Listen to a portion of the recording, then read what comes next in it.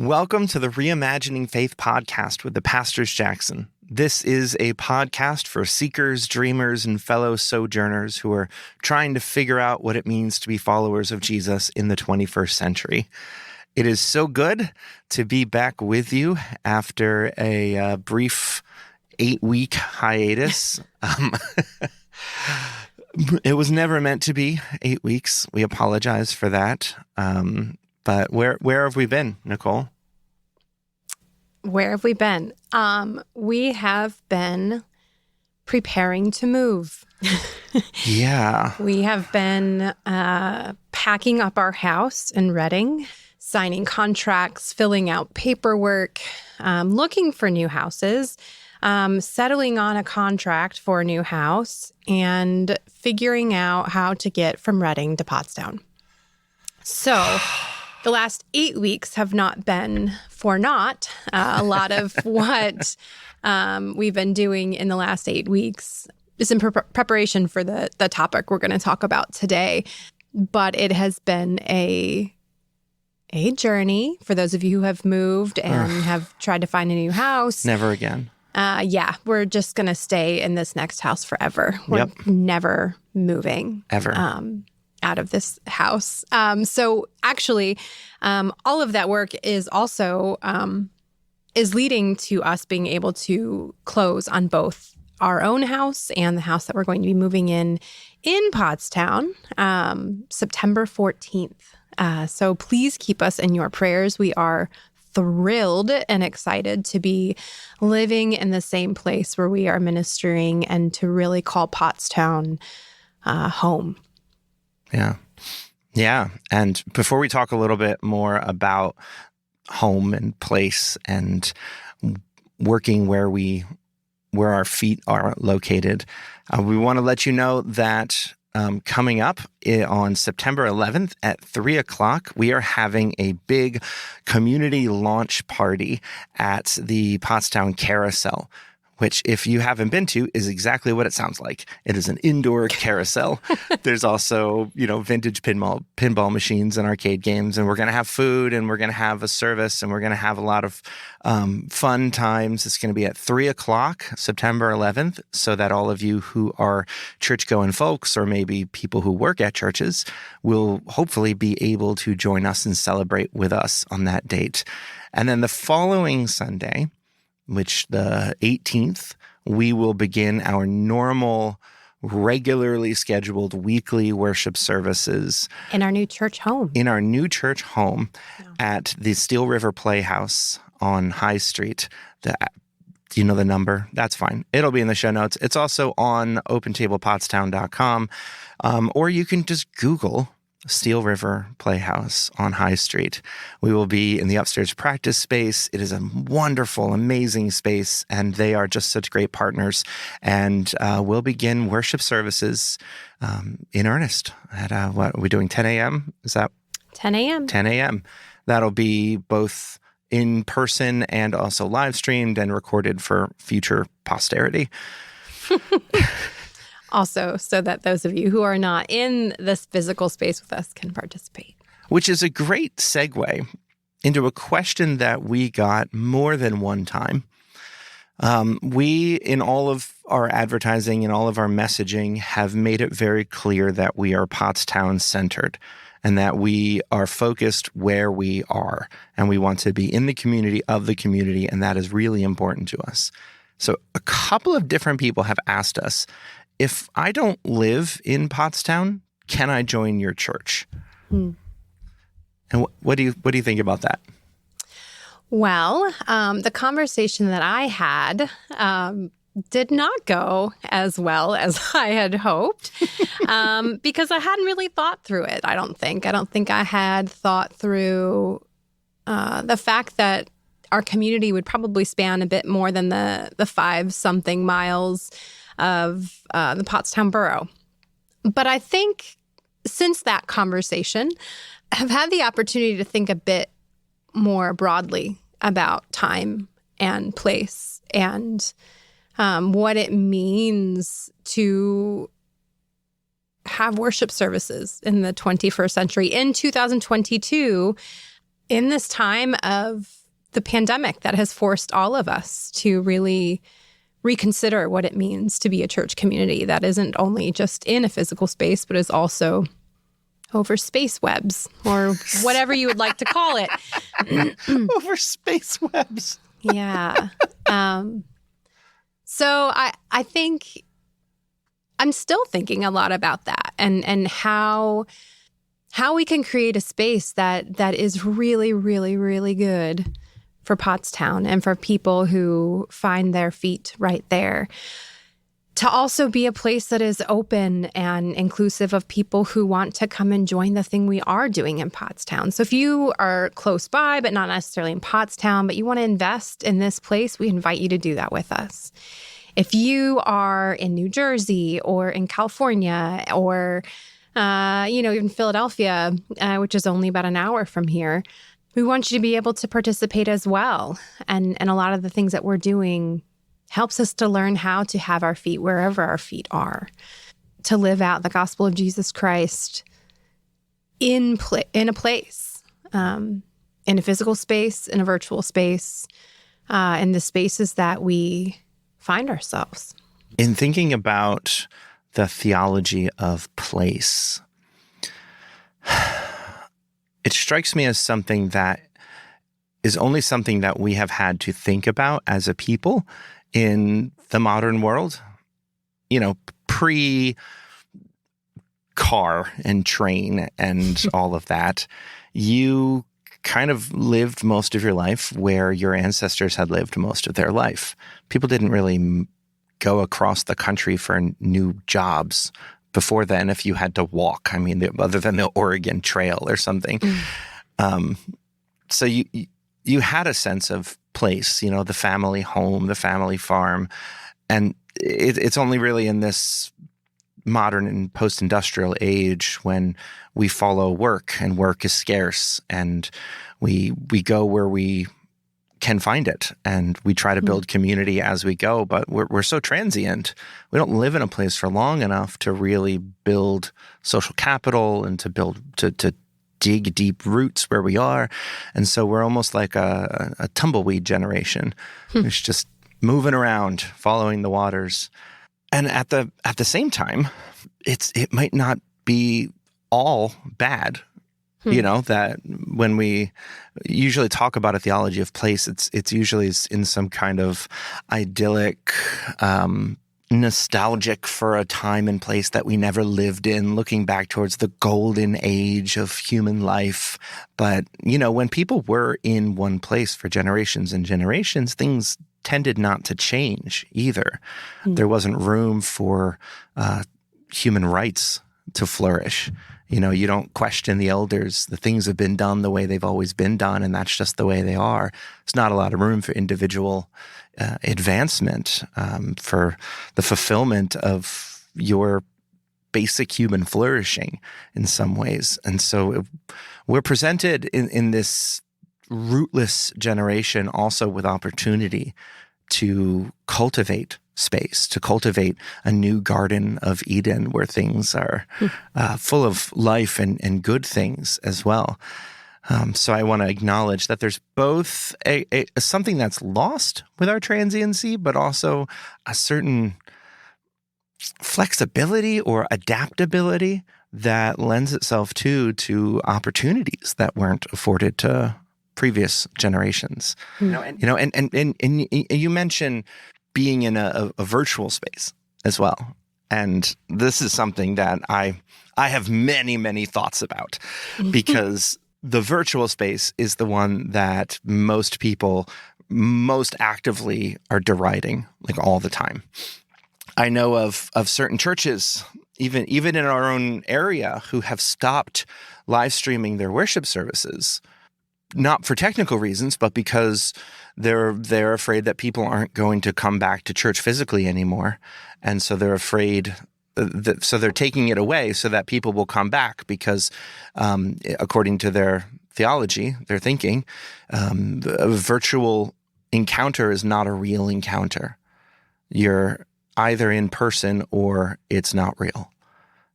And I think maybe that makes sense to certain people, who are not raised on the internet in digital places, but like for someone like me, the virtual relationships are relationships. They're real relationships. The things that happen, the conversations that we have over the internet are real conversations. There's real emotions, real relationships. Some of my best friends I have not seen in person in years, but we regularly talk and communicate, and we collaborate, and we play games, and do all the things virtually that we would do in person. And to me, that is just as important than as the in-person thing. And so I struggle with how to reconcile the two sometimes, acknowledging that a person cannot solely live on the internet in a virtual space and be healthy, but also giving that space its own sense of sacred. Yeah. Yeah.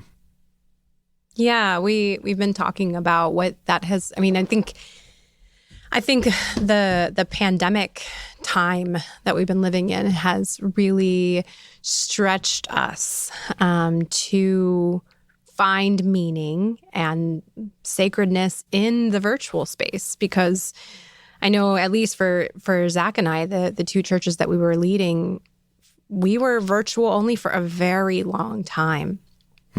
And even when we weren't virtual anymore, we were limited in how much time we could be together and how we would be together.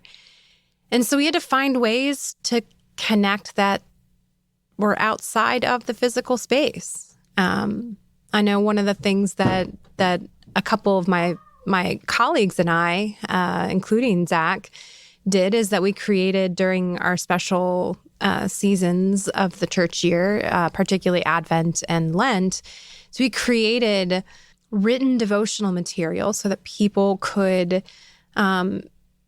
spiritually stay connected, stay connected to each other because we were reading the same material, and also finding ways to kind of set up altars in our own home. So no longer was church the only sacred space, but there was also sacred space at home. And then we would engage together on YouTube or on Zoom, and we're able to share those feelings of loneliness and separation and distance in a way that kind of brought the distance a little bit closer, that made it so that it wasn't as isolating. And that's not over. That's not over because of the pandemic, but it's not over because we have all kinds of people who can't leave their homes for all kinds of reasons, and who may not be finding spiritual nourishment and community physically where they are. So instead of saying that just because it's not in person, face to face, where I can touch you, we're trying to lean into this idea that time and place are contextual, but not limited. Contextualities. I don't know if that's a word. People were really quick to want to return back to sanctuaries. I should say Christians were really quick to return back to sanctuaries. I know that our Jewish siblings who are less connected to the physical space of the synagogue, from what I'm told, were totally fine with doing all the worship from home. For them, it's more of a sacred time than a sacred space. And for us Christians, space is kind of a really important aspect. It's not just the empty container in which our actions occur, but it is in and of itself a player. It is a character in our worship, just as much as the pastor and the worship leader and all of that. But it's intentional. You go to a traditional church, you go to a sanctuary, it's set up for worship. It does that one thing. And the elements there are designed to lead you into worship and not into distraction. And it has, in some cases, a long, long history of people encountering the divine in that space. And I have found that when you have a long history of people encountering the divine in any given space, it leaves a kind of spiritual residue on the walls. And you can walk into a place, whether that be a church, a mosque, a synagogue, or a very old sacred tree. When you're in the presence of a place where people have encountered the divine continually for a long period of time, it just feels different. It feels set aside, set apart. It feels holier. And then so we took that, and the pandemic hit, and then we tried to do that from home. But the problem was, I would venture to say 90%, maybe even 99% of the people who went home and then tried to do worship from Zoom or Facebook or YouTube or wherever, they did it from a place that was not specially set aside. It was not intentionally made sacred, special, set apart. They probably did it from their laptop or their phone or their desktop, or maybe they projected it onto a television in a place where they typically do their work, where they are entertained, where they take care of their kids, where they do a million other things that are not set apart for worship. And so what they found was that it wasn't as engaging. It lacked that certain special something to it that they got in the sanctuary. Because imagine, if you will, you walk into an old, beautiful sanctuary, big stained glass windows, the church organ, the whole thing smells and bells and all of that. But then they have these big screens that are flashing ads for, Flex Seal and for Mattress Giant and for mobile games and stuff during the service. It would definitely stop feeling sacred pretty quickly, and so while you're watching a worship service, you get hit with a commercial on your phone, or because you're so used to multitasking while you're on your computer, you've got your phone out and you're scrolling Facebook while you're doing this thing, and you're doing it in a space that is where you normally live, and so your brain is out. Yeah. Neuroscientists have discovered, something that religious folks have known for eons, and is that the importance of ritual is that it tells your brain that we are doing something different now. So you need to pay attention and treat this thing differently. It's the reason why all these animals have these special courting dances, mating dances. It's to distinguish, to help the butterfly know that we're about to do something different than just hang out, so that both sides know that there is something special about to happen. Ritual matters, and we have that built into our spaces in most sanctuaries. We didn't have it at home. We have muddled mediums instead, and I think one of the things that would be most important for us as we move forward in virtual worship, in hybrid worship, is that if you are a person who's engaging in this sort of thing, make a sacred space or sacred time. When we sent out those devotionals, Nicole put together little kits, like she said, with candles and the whole thing, and little liturgies for people to say. And in so doing, you turn that kitchen table into something different, because the ritual is doing something different than your normal activity. And I do that now too. When we've been doing morning prayer on Monday, Wednesdays, Fridays at 6:30 a.m. I know it's crazy, but we're doing it at 6:30 a.m. because it's the first thing of the day. And I set my laptop up in my kitchen, which, sometimes has piles of dirty dishes in it. Only sometimes. Only sometimes, wink, wink. But I set it up in there, and then I have my Bible and my common prayer book, but I also light a candle. And I know that seems really simple and maybe insignificant, but it reminds me that the Holy Spirit is among us. And by us, I mean me and whoever else is gathering to pray. And so all of a sudden, my kitchen becomes a worship space.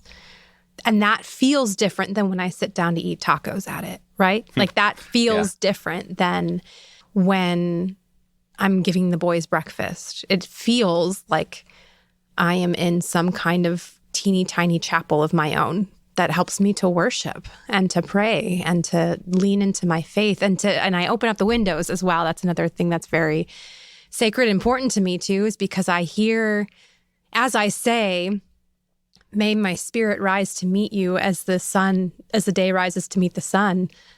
I can see the day rising to meet the sun. I can hear the sounds of nature, and it all creates an environment, a space. Yeah.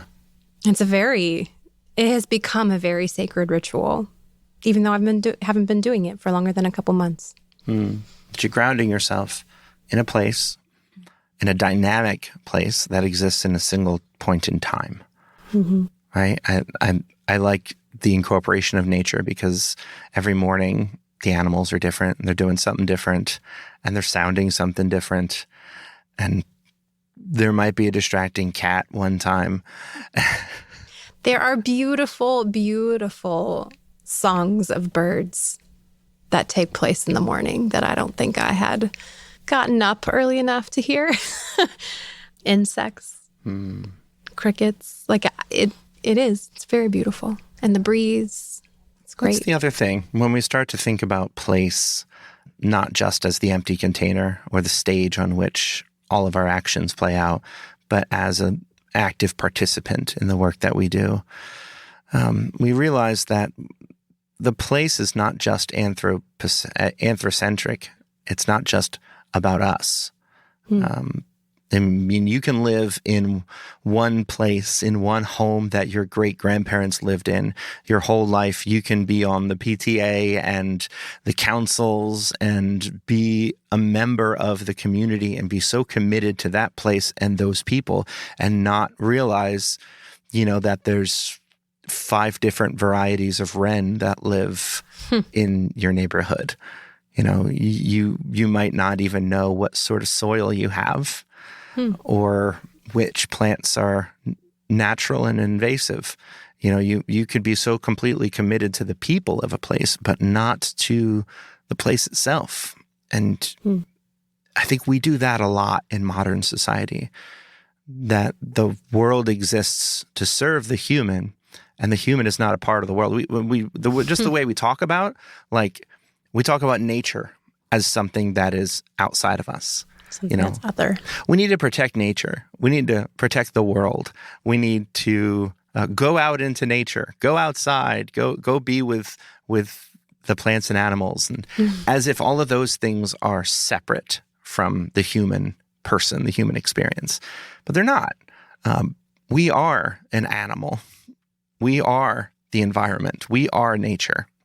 There is no dividing line.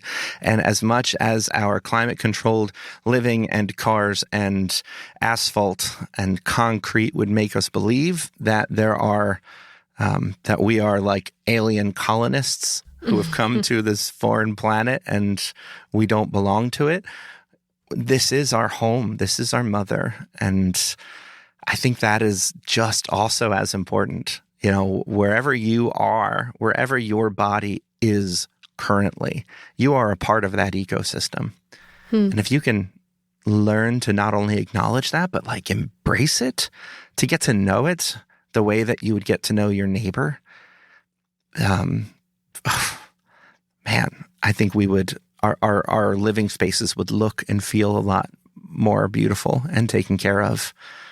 A friend of mine had, as a way of showing people in the church this reality, they put some local animal species in their church directory. So, you might have you might see Jonathan Robins, and then you might see red-breasted robin right next to them. And it's just a picture of a bird with a little nice description about where they live and what they're like, because that's a part of our church family. And it's such a subtle, funny little thing, but it's the kind of thing that sticks in your mind. And I kind of love that.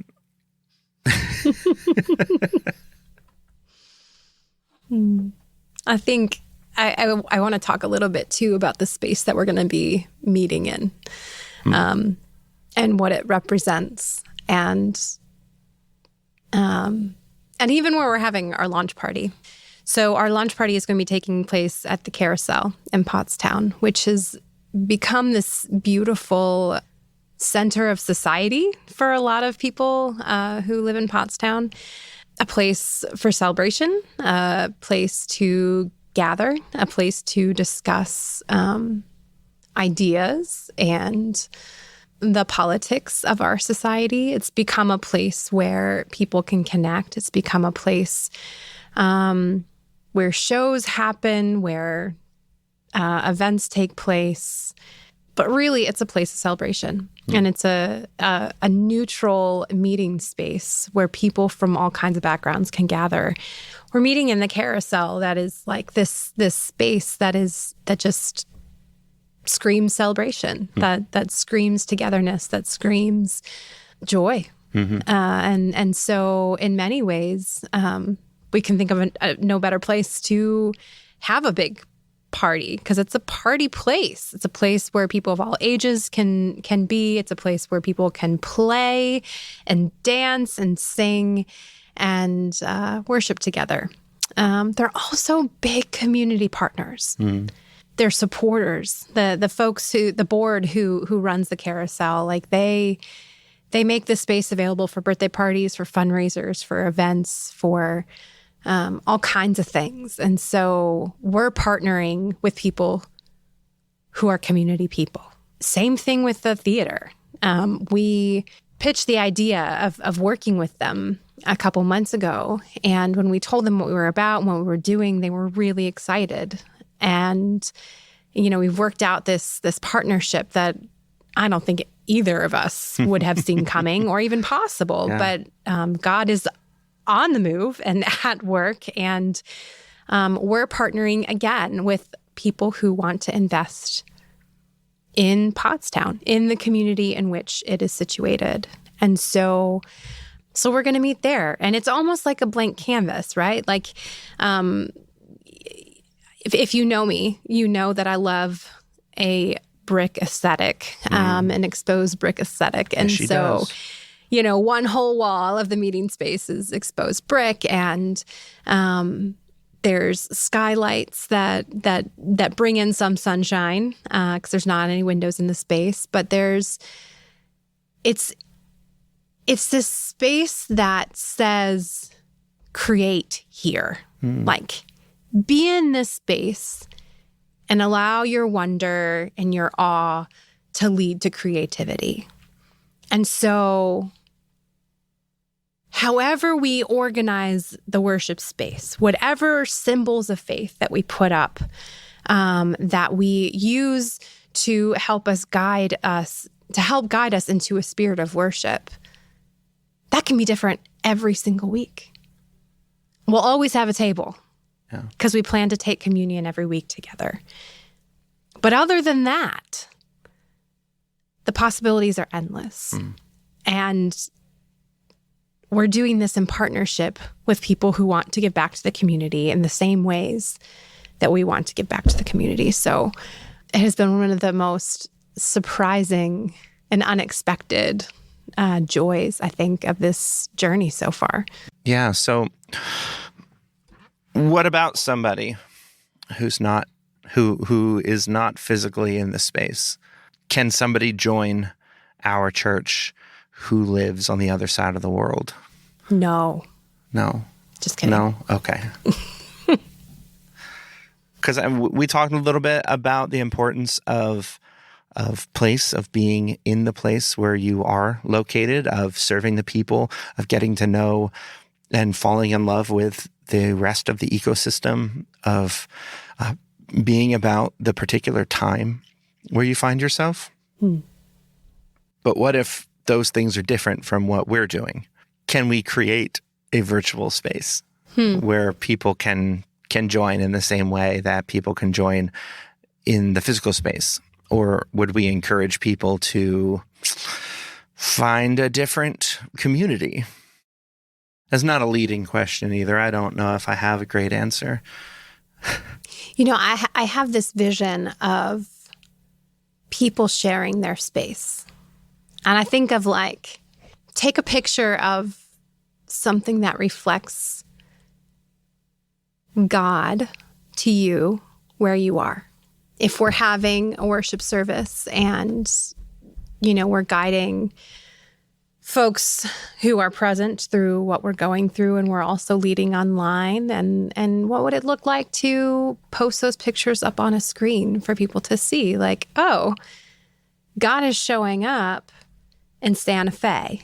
God is showing up in Nebraska. God is showing up in New Jersey, of all places. Of all places?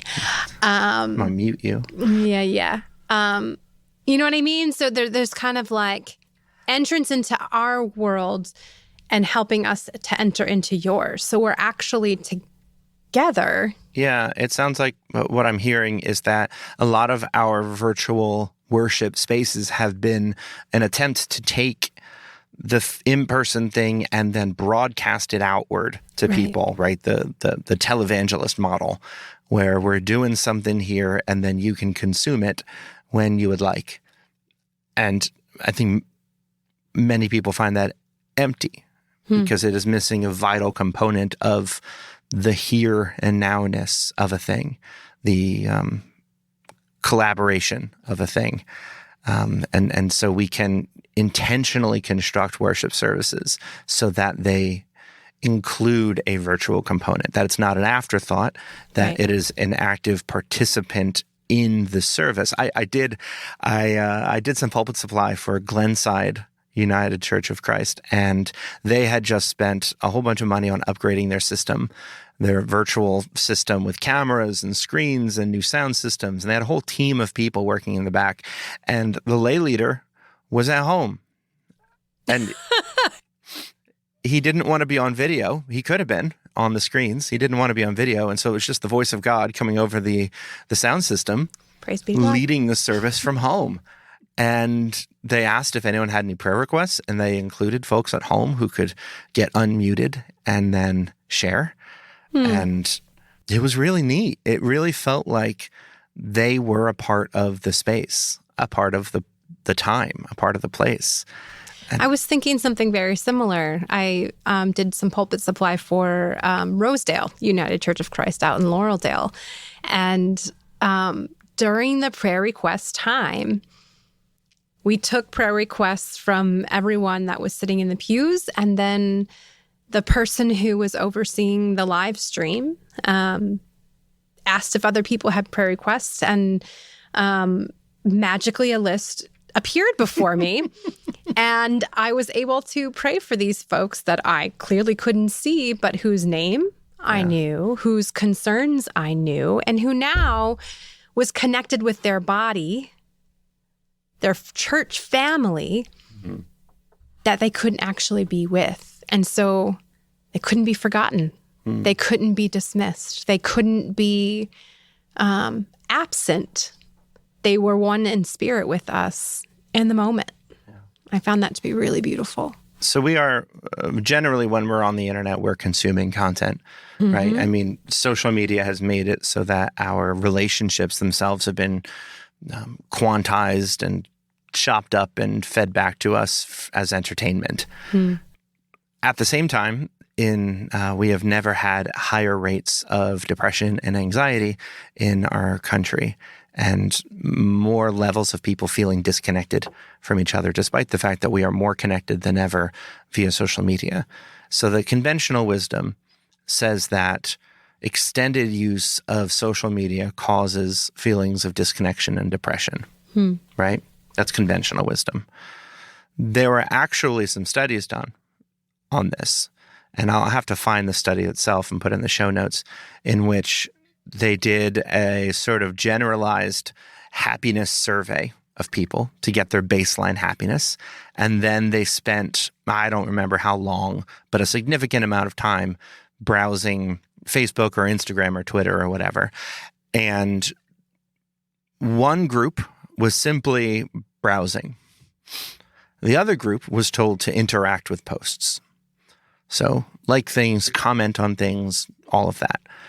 And what they found was that the people who spent long periods of time lurking, so just looking at content from their friends ended the session feeling worse.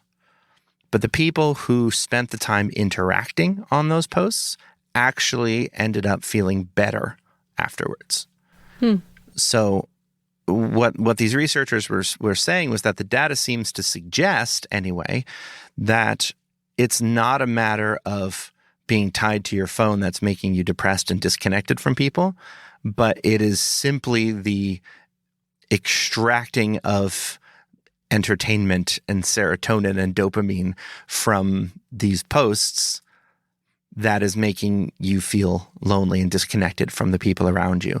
If you take the time to comment on things, to like things, to love things, to interact, then you will find yourselves and your little social brain a lot happier than you were otherwise. And so we're happier when we're engaging. Exactly. And when we are in a space where there is human interaction, but we are choosing to refrain from it, then our brains get worse off than they would have if we were just watching television.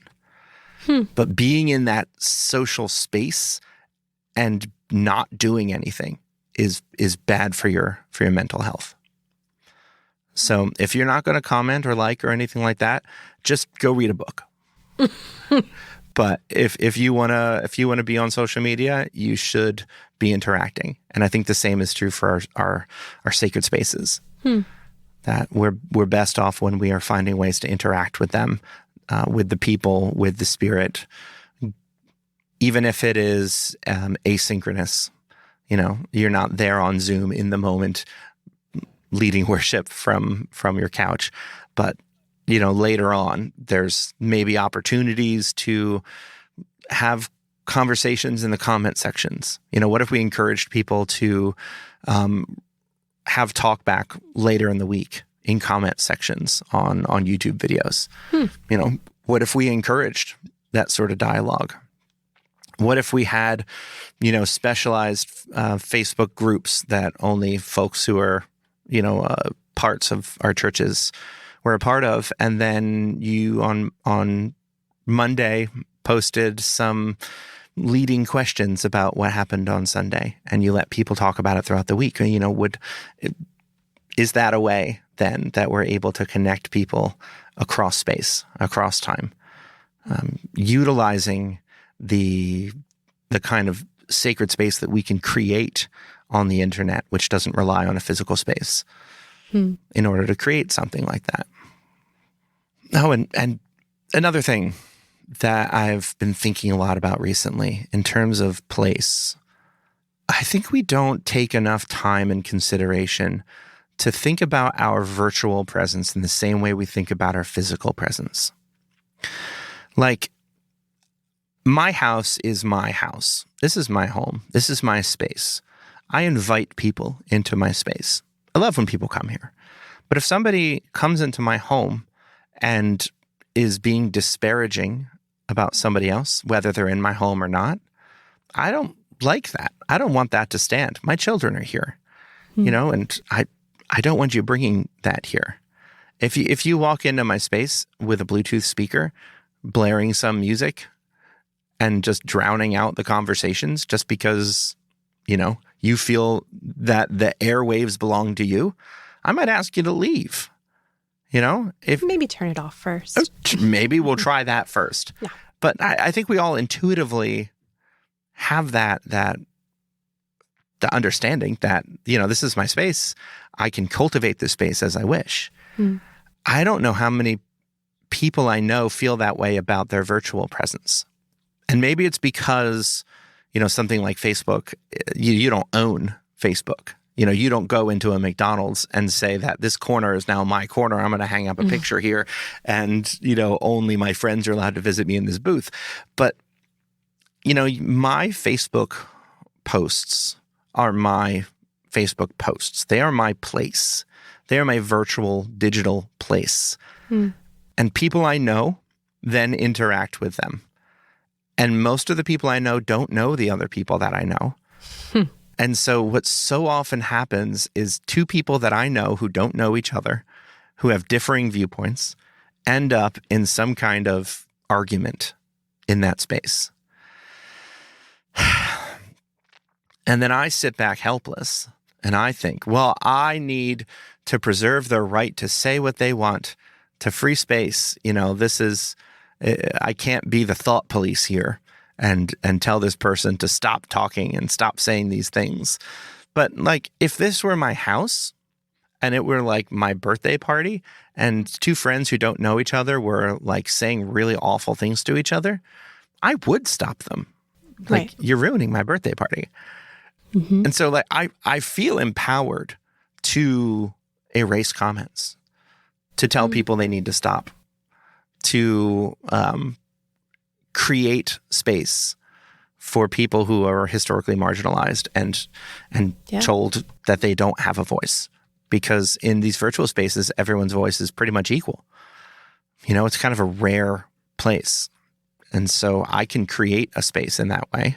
But only with intentionality, because every voice is equal until bullying happens, until boundaries are drawn. So there is an intentionality in creating that you're talking about rather than just allowing what happens to happen.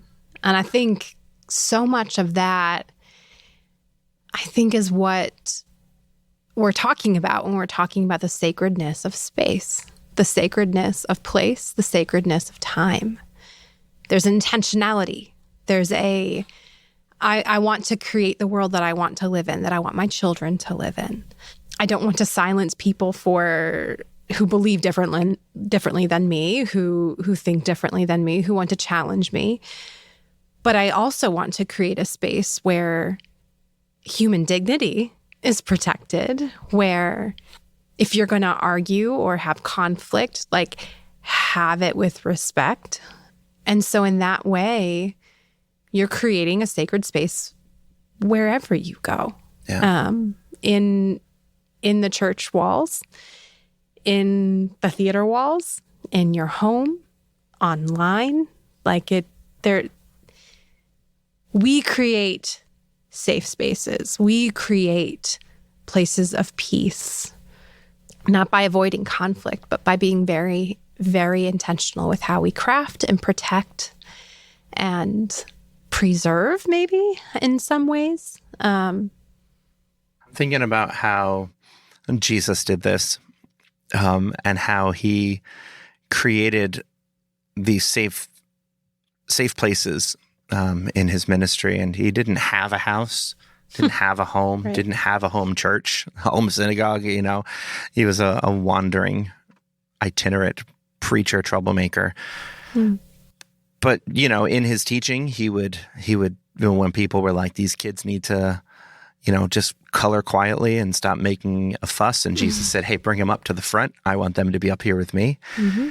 But then also at times when he's in other people's homes, I think of there's several occasions where he's in like Pharisees' homes who are religious leaders. And so these are probably bigger houses with servants and, different ways of doing things. They probably have fine china, the equivalent in the first century. Prestigious religious elite. Yeah.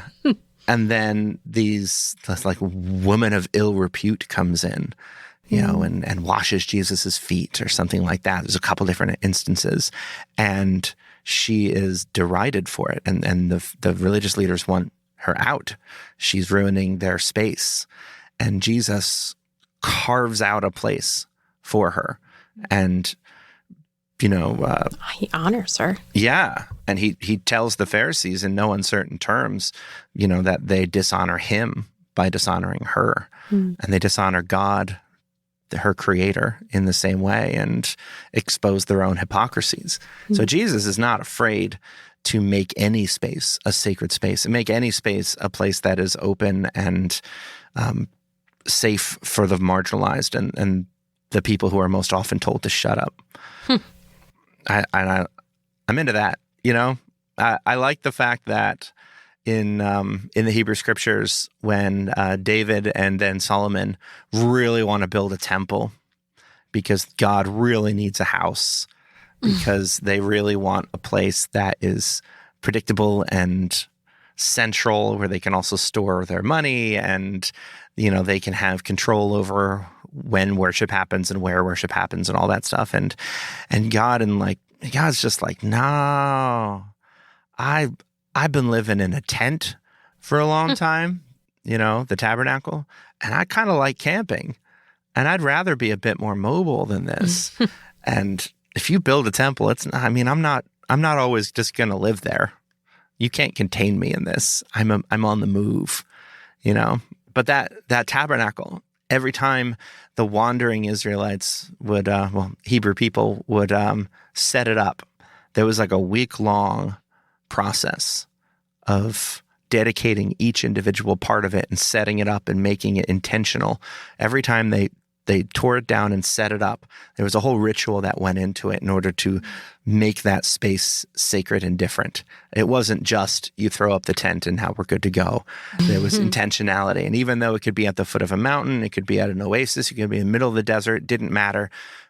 God could be in that space because God is everywhere and God is on the move. But there was still a certain intentionality in creating it. One of the things that we have kind of dreamed about as a planting team. We're working with about 12 or 13 others to help bring this to fruition.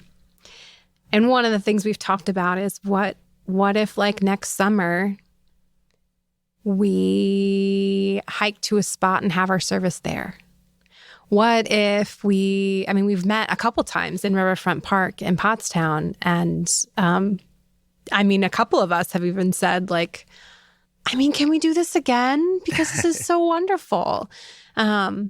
Because again, the tabernacle of that little pavilion helps us to see God just as much as, being in that theater or being at the carousel or being at a church building. I think that natural space is already sacred. Yeah. So you don't have to work as hard to make it sacred. You just show up and you can already feel the Spirit there. Correct. Yeah. And so, the Spirit of God is present and among us when we just gather. Like when we say we set apart this time and this space and this place, wherever that place is, it becomes sacred. It's almost like you have to turn your attention to see it because it's already there. And just by nature of gathering makes it holy, makes it sacred. When you're there to commune with God is already there. And so I have dreams of, like, hiking for like a half hour with a group of people one Sunday. Probably not until next summer or the summer after, but just making that one of our Sunday services just as much as meeting, in the theater space. Or you don't have to twist my arm for that one. I'm there. Yeah. I love it. I think one of the things that is just such a great metaphor for the way that we've often thought about church and place are stained glass windows, because they are beautiful, they are pretty, they invoke a sort of religious awe, but you can only experience them from within because they're illuminated from without. And so on the outside, they just look like kind of plain pictures. And on the inside, they're gorgeous and beautiful when you have to go in order to experience them, but they also obscure the outside. So you can't see what's going on in your immediate vicinity, in your community. You can't see the rest of nature. You can't see the people, the colors, all of that. And the people outside can't see what's going on in your church.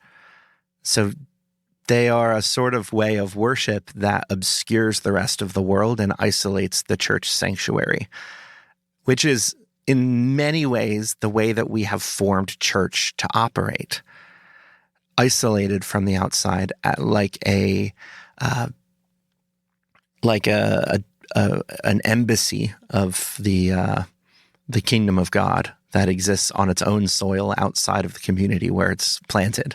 Like a sanctuary from. Yeah. rather than like a sanctuary for.